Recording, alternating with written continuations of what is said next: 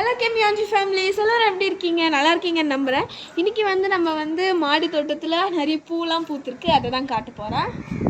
பார்த்தீங்களா, பீச் கலரில் எவ்வளோ அழகான பூன்ட்டு. இது என்னோடய ஃபேவரட்னு சொல்லலாம்.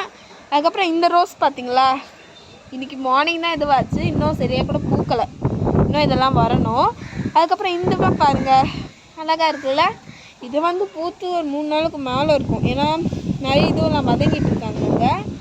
அதுக்கப்புறம் இது இனிமேல் தான் பூக்க போகுது. பார்த்தீங்களா எவ்வளோ க்யூட்டாக மொட்டு விட்டுருக்கு. இங்கே இங்கே 2 மொட்டு விட்டுருக்கு.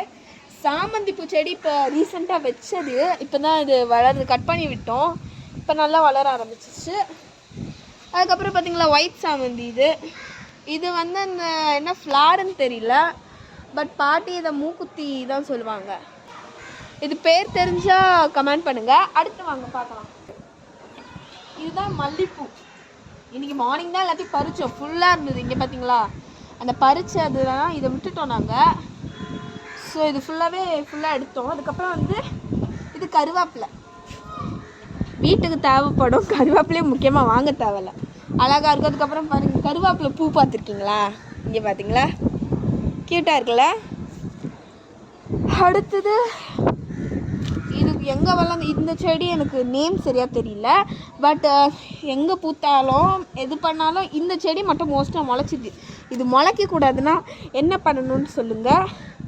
அதுக்கப்புறம் பாருங்கள், இது வெட்டும் அழகாக அங்கே ஒன்று இருக்குது, பூ அங்கே ஒன்று இருக்குது, காட்டுற மாதிரி ஏதோ க்யூட்டாக இருக்குல்ல. அடுத்து இதுவுமே மல்லிப்பூ தான், காலைல பறித்தோம். இதோ இங்கே ஒன்று இருக்குது, பறிக்காத விட்டுட்ருக்காங்க, இருக்கட்டும். அதுக்கப்புறம் இது ஃபுல்லாகவே செம்பருத்தி தான் இருக்கும். இது இப்போ க்ளோஸில் இருக்க, ஐ மீன் காலைல இவ்வளோ பெருசு பூத்துச்சு, அவ்வளோ பெருசு இருந்தது, இப்போ க்ளோஸில் இருக்குது. இது ஒரு 7 டேஸில் பூத்துரும். அடுத்து இது ஃபுல்லாக மல்லிப்பூ. இன்னொன்று காட்டுறேன் வாங்க. இது பார்த்தீங்களா டிஃப்ரெண்ட்டாக இருக்குல்ல. இதை அந்த வயிறில் கல் இருக்கிறதுக்கெல்லாம் இது பண்ணுறாங்க.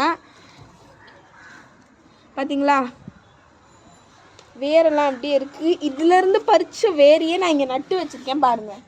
இதுவே எவ்வளோ முளைச்சிருக்குன்ட்டு. இன்னும் இது இவ்வளோ பெருசாகிட்டு இது தொங்கும் போது இதுலேருந்து வேறு வேர் முளைக்கும். இது எனக்கு எப்படி ஸ்டாப் பண்ணுறதுன்னு தெரியல, பட் வளர்கிறது தான் நல்லது தானே.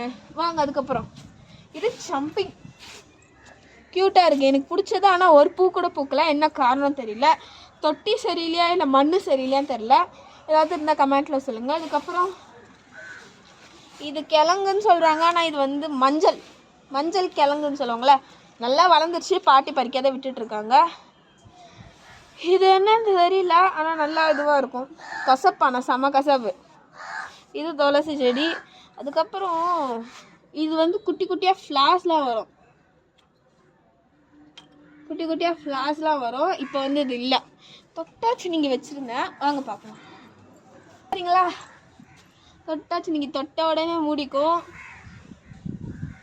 ஆக்சுவலாக இது ஒன்று தான் போட்டோம். இது காஞ்சி அந்த பூவில் இந்த மாதிரி பூ இருக்குல்ல, இதுலேருந்து ஸ்ப்ரெட் ஆகிட்டு இங்கே வந்துச்சு. இது என்னாச்சுன்னு தெரியல, இப்படி காஞ்சி போய் கிடக்கு. இதுக்கு ஏதாவது வடி இருந்தால் சொல்லுங்கள். அதுக்கப்புறம் இந்த மாதிரி செடியிலலாம் நிறைய இன்செக்ட்ஸ் வருது.